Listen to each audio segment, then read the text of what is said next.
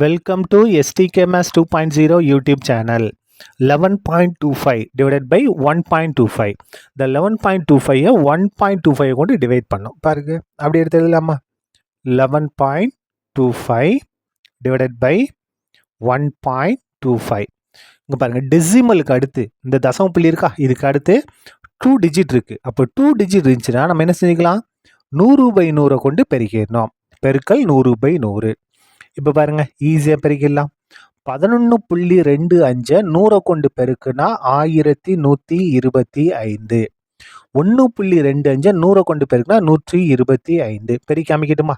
இந்த இடத்துல பாருங்க, 11.25 எதை கொண்டு பெருக்குறோம்? 100 கொண்டு பெருங்க. பெருங்க 0 0 0 0. சரியா? மறுபடியும் 0 கொண்டு பெருங்க. 0 0 0. 1 கொண்டு பெருக்குங்க. 4 5 5, 4 2 2, 1 1 1, கூட்டுங்க. 0 0 5 2 1 1. இதான் பெருக்கி வரக்கூடிய ஆன்சர்.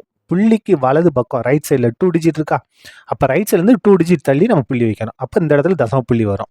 இந்த இடத்துல தசம புள்ளி இருந்துச்சு பாருங்க, 1125.00. புள்ளிக்கு அடுத்து 0 தான், அதுக்கு மதிப்பு கிடையாது. அப்போ 1125. இதே மாதிரி நீங்கள் 1.25 100 பெருங்க 125 வரும்.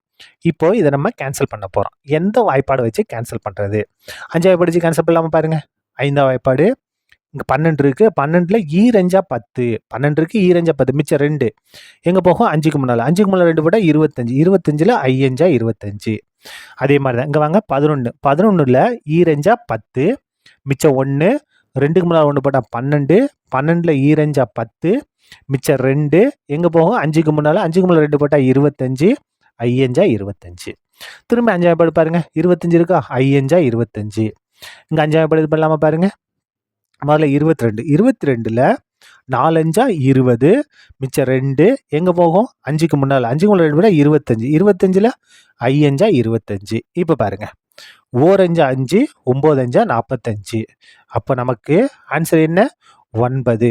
அதாவது 11.25 1.25 கொண்டு வகுத்தோம்னா வரக்கூடிய ஆன்சர் 9. சரியா? தேங்க்யூ.